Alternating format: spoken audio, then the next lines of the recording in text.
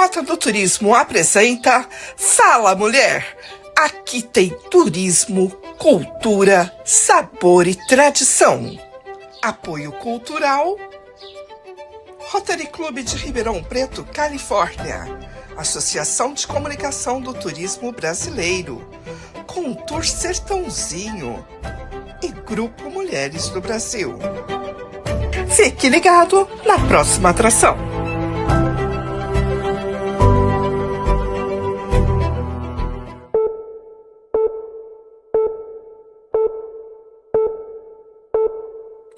Olá! Hoje a Rota do Turismo tem a grata satisfação de receber em seus estúdios Cairo César de Oliveira. Ele que é mestre em Ciências e Tecnologia de Alimentos na Universidade de Uberaba, fez mestrado no Instituto Federal de Educação, Ciência e Tecnologia do Triângulo Mineiro, além de continuar estudando. Mas ninguém melhor do que o próprio Cairo para contar um pouquinho da sua trajetória. Cairo, de Cairo para Cairo, quem é você? Olá Adriana, olá pessoal. Bem, o Cairo é um rapaz que se interessa muito pela área de alimentos. É minha paixão profunda e foi todo o estudo que eu dediquei a vida toda para entender um pouco mais e principalmente conseguir estar nesse momento de estar podendo lecionar sobre todo esse conteúdo. Então, eu sou um rapaz bem simples que adora entender e é extremamente curioso. E como começou essa paixão, Cairo? Olha, Adriana, começou bem lá atrás mesmo, a questão de quando criança, eu sempre gostei muito da área gastronômica, vamos dizer assim, eu sempre gostei muito de compreender o porquê que os alimentos ganhavam aquele aspecto, por que que o ovo, quando cozido, ficava mais rígido, e essas coisas assim de criança mesmo, sabe? Aquela curiosidade, só que essa curiosidade, ela foi, ela vem comigo desde aquela época. Então, desde esse tempo, uh, eu procurei querer entender cada vez mais sobre gastronomia, sobre alimentos, sobre bebidas e sobre tudo relacionado a isso. Você aprendeu a gostar com a mãe, com a avó ou como um bom comedor? Olha, Adriana, foi um pouquinho de cada coisa, viu? Minha mãe me ensinou bastante coisa, minha avó, minhas tias sempre é, me, me deixaram cozinhar na casa delas, assim, né? Então, sempre falando: ah, não, vamos fazer isso, vamos fazer desse jeito. Hoje você não quer fazer sua vitamina, então eu lembro até hoje que ah, uma das coisas que eu mais lembro até hoje é que quando eu comecei essa carreira, foi coisa simples, acho que com 4, 5 anos de idade, eu já fazia meu bife na chapa e já fazia minha vitamina de goiaba. Na tua família tem alguém envolvido com a gastronomia, Cairo? Não, Adriana, na verdade, quem foi para essa área, principalmente da área de alimentos no geral, fui eu. Da família toda, só eu que tive esse interesse mesmo. Tá, e você falou para mim assim que você começou a atuar, começou a querer descobrir, e como que a picadinha do professor entrou na linha? Essa é uma pergunta magnífica, Adriana. Até é uma das coisas que são muito importantes na minha vida, porque, de certa forma, depois do primeiro, segundo, terceiro colegial, eu realmente pensei em me tornar um professor, principalmente por, na época, bem mais novo, eu não tinha muita compreensão das coisas que eu tenho hoje, tinha muita dificuldade na escola. Vamos dizer que eu não era um dos melhores alunos possível. E alguns professores, alguns amados professores, sempre me disseram o seguinte: Caio, você vai ser excelente em tudo que você fizer, nós acreditamos em você e eu sei que você tem um futuro brilhante pela frente. E alguns outros professores não, como era um aluno, de certa forma, aquele tipo de aluno, né, que a maioria dos professores Fundão! conhecem, esse mesmo, acabaram falando, não, desse jeito você não vai a lugar nenhum e tudo mais. Eu acho que eu juntei um pouco dessas duas falas e com o tempo, principalmente durante a faculdade, eu fui percebendo que eu gostava muito da parte de ensinar. Eu gostava muito de aprender, eu sempre tive uma veia muito curiosa. Então eu falei, eu absorvi tanto conhecimento até agora, por que não passar isso para frente? E aí eu estava trabalhando em um restaurante como extra mesmo, estava com bastante dificuldade na questão da profissão. Ah, a minha cidade era uma cidade que tinha certa limitação com questão profissionais da área. Que cidade você é, Cairo? Oi? De qual cidade você é? Eu sou de Uberaba, Minas Gerais. Ah, tá. E aí Uberaba tinha certa dificuldade, até hoje tem bastante dificuldade de mão de obra. E uma das características para quem tem dificuldade de mão de obra é acabar não oferecendo um salário compatível. Então, eu Porque comecei. Uberaba é uma cidade muito do agro, né? Exato. É leite, gado, é isso. E aí, ou você vai para a área do agro, ou você está fora de mercado. Seria mais ou menos isso? Quase isso. A gente até brincava antigamente que ou você é da área da medicina, que é uma das cidades que mais formam médicos de excelente qualidade, quanto da área do agro. Então, temos Mas lá também universidades tem do lado. turismo, não tem? Olha, hoje Uberaba se torna um parque geológico, se eu não me engano, essa é a palavra mesmo. E por conta de Peirópolis, que é um distrito de Uberaba, e por conta de se tornar hoje um parque geológico, se eu não me engano, é isso. Uberaba hoje vem ganhando muito destaque. Hoje nós temos uma vinícola muito importante, temos uma cidade com um crescimento exponencial e principalmente a questão das exposições de gado. Então, sim, de certa forma, podemos considerar Uberaba como uma cidade turística. Mas que não valoriza tanto a gastronomia? Você não acredita, Exatamente. você não acredita que através do turismo, gastronomia e artesanato seriam os carros-chefes de uma cidade? Concordo plenamente, Adriana, concordo plenamente. E eu estou vendo hoje Uberaba com uns olhos diferentes, uma vez que Uberaba está ganhando destaque dentro do Brasil.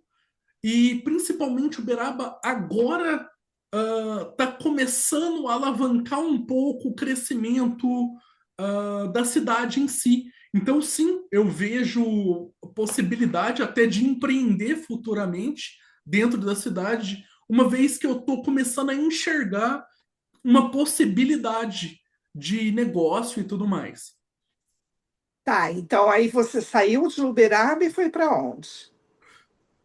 Olha, eu já andei um pouquinho, Adriana, já fui atrás de alguns bons restaurantes, já trabalhei em cidades perto, já fui morar em Trancoso, na Bahia, por um tempo, até ter que voltar por conta do mestrado, mas hoje eu resido em São Roque, São Paulo. E trabalha na gastronomia. Também, Adriana, eu trabalho tanto como um consultor gastronômico. De vez em quando eu trabalho como personal chefe, mas eu estou hoje mais focado na minha segunda área, minha segunda graduação, que é a área de vinhos. Seria sommelier? Na verdade, não. Na verdade, me formo como enólogo mês que vem, mas eu trabalho, entre aspas, como um consultor de vinhos. O enólogo, especificamente a profissão de enólogo, seria quem fabrica, produz o vinho. O consultor de vinho está entre um sommelier ali, mas não tão não tão adentro. Por quê? Porque o sommelier ele necessita de uma formação. Então, como eu tenho uma formação específica que não é o sommelier, eu trabalho como consultor. Eu indico vinhos, eu mostro a harmonização, eu explico, eu leciono sobre esse conteúdo a pessoas que querem aprender.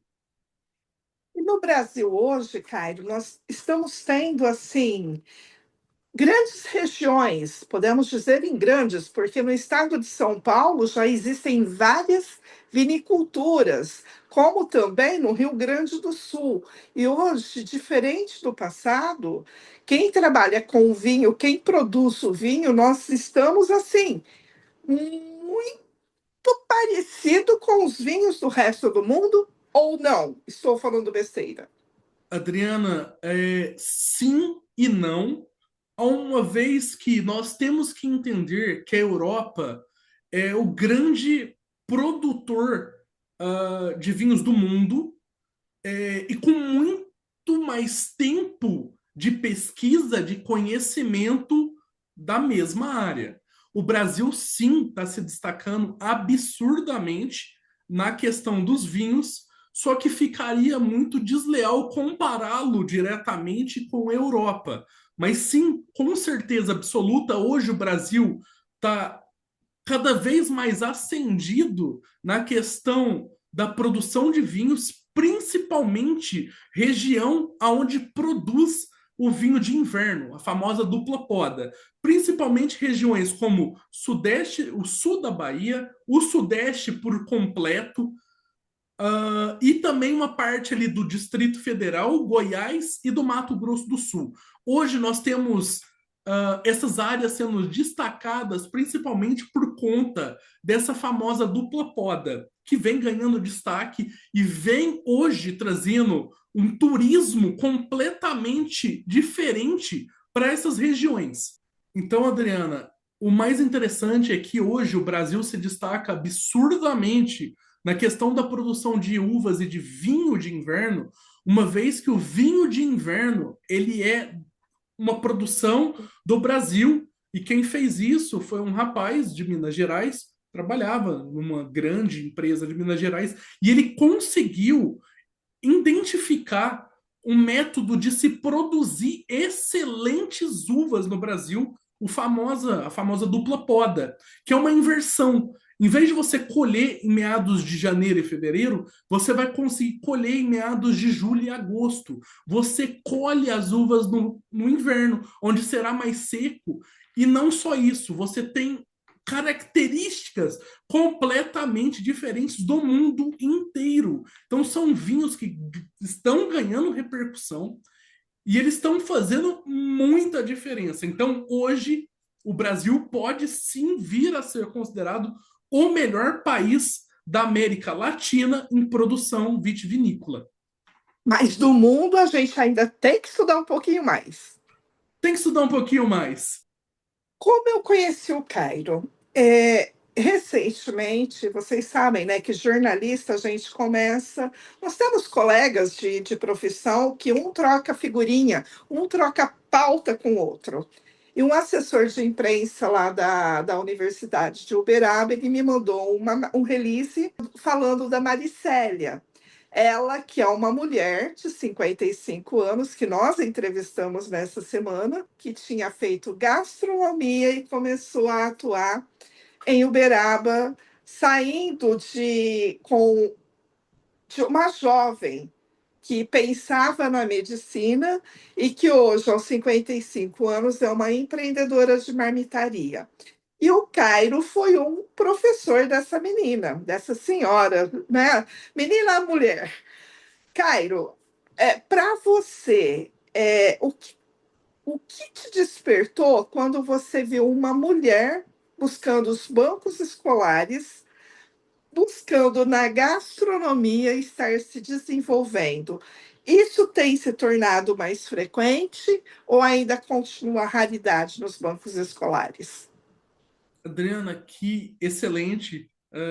Que bom que você tocou no assunto da Mari, que é uma pessoa muito querida, uma aluna destaque, literalmente, do primeiro dia de curso até o último dia de curso, foi uma aluna fantástica, que se esforçou muito para conseguir dominar principalmente a questão da informática, que ela tinha um pouco de dificuldade, a questão principalmente de estar cursando uma graduação, de certa forma, uma graduação EAD, que traz mais facilidade em questão de você estudar, uma vez que você não necessita estar presente constantemente, fazendo daquilo uma obrigação diária. Então, a Mari, ela é uma mulher muito guerreira, ao ponto de eh, sempre estar conseguindo um espacinho durante o período da janta, onde ela trabalhava antes, para sempre estar tirando uma dúvida ou outra junto aos colegas. E eu acho que a coisa que mais impressiona com questão da Mari é que existiam colegas mais jovens que ela na turma e que tinham até mais dificuldade depois com questão à tecnologia, com questão à informática, e a Mari fazia questão de ajudar esses colegas. Com tudo que ela tinha aprendido, ela fazia questão de transferir esse pouco conhecimento que ela tinha adquirido durante o tempo. E então isso é simplesmente fantástico ver uma aluna tão dedicada, uma aluna que tinha um crescimento, tem um crescimento tão elevado quanto a Mari tem. E hoje ela se tornou uma empreendedora. Mas a pergunta é: você na tua carreira universitária como professor, existem outras Mares pela vida ou são poucas ainda que se entram para esse mundo acadêmico depois dos seus 30 anos? Sim, tem muitas Mares, muitas. Eu mesmo tenho diversas Mares e todas super dedicadas, são alunas incríveis. Eu tenho outras alunas que realmente têm um pouco mais de dificuldade, uma vez que elas chegam para mim e falam: professor, eu não estudo há mais de 30 anos. O senhor pode me ajudar? Eu falo: você tem tudo de mim. Não é porque estamos dentro da universidade que você vai contar comigo só durante esse processo. A Mari é um exemplo vivo disso. Eles podem contar comigo para a vida toda, porque eu acredito que eu estou aqui com um propósito, o propósito de ensinar e de ajudar, como me foi ensinado. Então, sim, existem diversas mares, e principalmente hoje, essas mulheres estão abrindo os olhos para ver que a dificuldade ela existe, mas ela é muito fácil de ser superada desde que tenha alguém para te guiar, alguém que tenha, que goste, que queira te guiar. Então, é mais ou menos isso mesmo. Você disse que a aula dela foi EAD, estudo a longa distância. Para você fazer a gastronomia, o presencial seria melhor ou a longa distância? Qual a diferença de um para o outro? Excelente pergunta, Adriana. Na verdade, não existe um melhor ou um inferior, uma vez que cada aluno se adapta a um método de ensino. Eu vou te dar um exemplo. Durante a pandemia, eu iniciei o meu curso, que estou me formando agora, e eu peguei 6 meses desse curso em EAD. E eu tinha uma rigidez muito grande, Adriana. Eu acreditava assim: não, isso aí não vai virar nada. Onde já se viu fazer um curso prático, ou que tem boa parte do curso prático dentro de casa, via computador e tudo mais. Eu me arrependo profundamente de ter pensado assim, uma vez que isso foi base fundamental para que eu entendesse hoje que o conhecimento EAD ele é extremamente vantajoso. Adriana, eu pego uma aula de uma hora de aula, alguma coisa assim, eu consigo revisar várias vezes, eu consigo anotar, eu consigo fazer no meu tempo. Eu não tenho a necessidade de levantar a mão, atrapalhar os meus colegas Claro que isso não é atrapalhar de certa forma, mas muitos se sentem assim, muitos sentem que estão atrapalhando. Então, eu realmente conseguia parar, revisar, pesquisar e estudar com muito mais facilidade. Era muito mais interessante, essa característica de estudar no meu tempo, quando eu quisesse. Podia ouvir aula até em formato de podcast. Eu podia simplesmente colocar o meu fone de ouvido e ficar ouvindo o meu professor falar de citologia, de bioquímica, que é uma matéria extremamente complexa, mas que foi muito mais fácil porque eu conseguia revisar aquele conteúdo várias e várias e várias vezes. Então, por mais que alguns acreditem que cursar gastronomia EAD seja algo extremamente diferente, que não agregue, eu bato na tecla e refalo, eu falo novamente. É um dos melhores métodos de se estudar. Eu sei que o curso tem muita prática, mas nenhum aluno que cursou o curso até hoje me reclamou das práticas, uma vez que eles podem executar em casa, com uma receita que não é simplesmente pegar uma receita da internet e jogar para o aluno fazer. Não, existem videoaulas, e dentro dessas videoaulas que eu mesmo leciono, eu explico cada um dos detalhes, coisa que durante uma prática profissional é difícil. Por quê? Porque dá para detalhar, dá para selecionar, dá para escolher o que vai ser falado, como vai ser falado.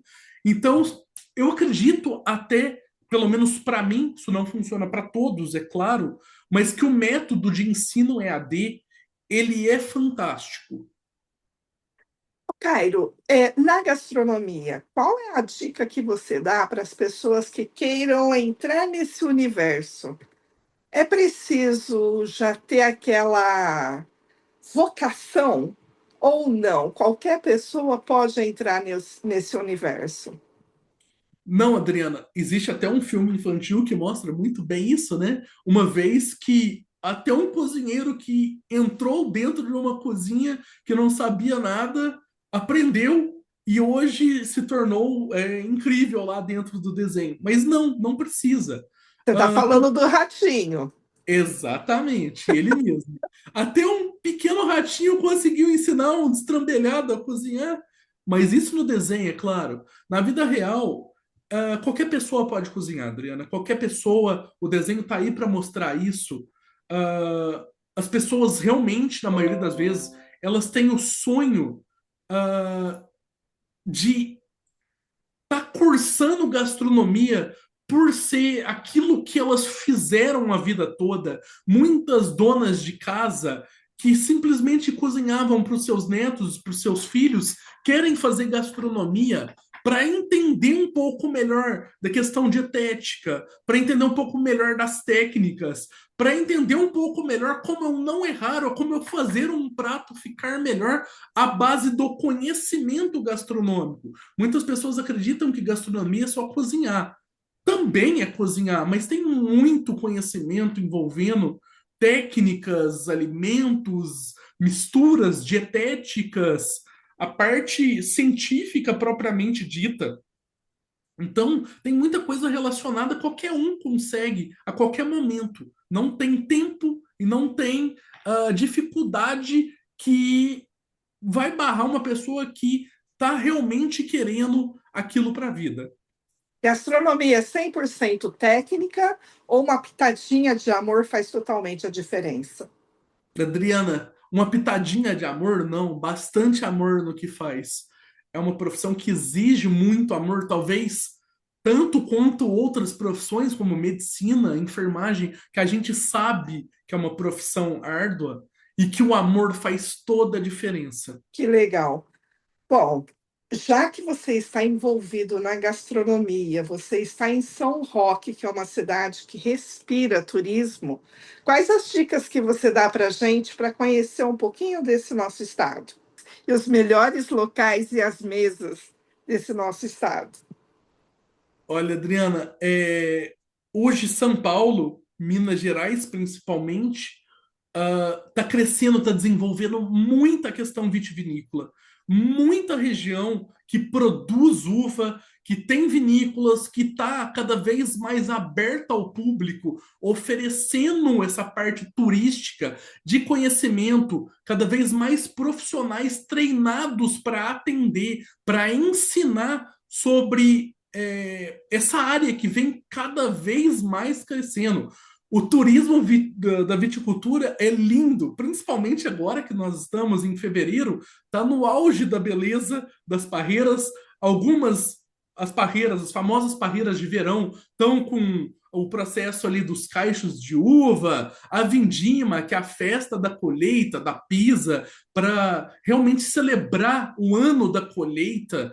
Futuramente, Essa festa da pizza é mais em Jundiaí ou tem outra cidade que faz? olha, Adriana, excelente pergunta. Jundiaí tem, mas São Roque hoje está comemorando aí por grandes vinícolas com grandes vindimas. Então, a maioria das vinícolas hoje de São Roque fizeram a vindima. A vindima ela costuma ir até a primeira semana de fevereiro. Ela costuma começar no meio de janeiro e ir até a primeira semana de fevereiro. Algumas a conseguem adiantar, outras conseguem prorrogar, mas é mais ou menos essa época. E é uma festa mesmo. É uma coisa linda de se ver. Carnaval chegando e uma nova possibilidade. O que seria a vindima? Seria a pisa da uva ou o que mais? Seria uma festa, a festa de comemoração ao ano produtivo. Então é a festa de onde as pessoas que participam, elas colhem, elas pisam nas uvas, nas tinas de madeira, então aqueles recipientes onde as pessoas dançam em cima, pisando, esmagando e produzindo o mosto que será fermentado e transformado em um vinho, como era antigamente, uma festa quase que portuguesa. Ai, Jesus, é o chulezinho que dá o gosto. Também, Adriana, Olha, cara, é isso mesmo. também. Na verdade, não, Adriana, a gente brinca com isso, mas na verdade, o processo fermentativo, ele é tão extremo que você pode ter certeza que o processo ali ele é todo bem cuidado, desde a higienização dos membros, né, dos pés e tudo mais, até a questão da pisa. Então é tudo bem cuidado, é tudo bem limpinho. Muito bem. Cairo, eu agradeço demais a tua participação, a sua gentileza e de estar vindo aqui trazendo um pouquinho desse teu repertório, desse teu aprendizado, e eu coloco a Rota do Turismo sempre à sua disposição. Muito obrigada, viu? Muito obrigado, Adriana. A Rota do Turismo nasceu para você, mulher, que ama viajar e descobrir o turismo regional brasileiro. Também é um canal de comunicação para as mulheres unidas, aquelas que sentem prazer em ver o sucesso de outras mulheres. Tenha todas as notícias na palma da sua mão. E se você quiser mostrar o seu negócio, saiba que aqui é o local perfeito para você. Rota do Turismo. Aqui você atrai mais pessoas para o seu negócio. Rota do Turismo, o canal de comunicação do turista conectado.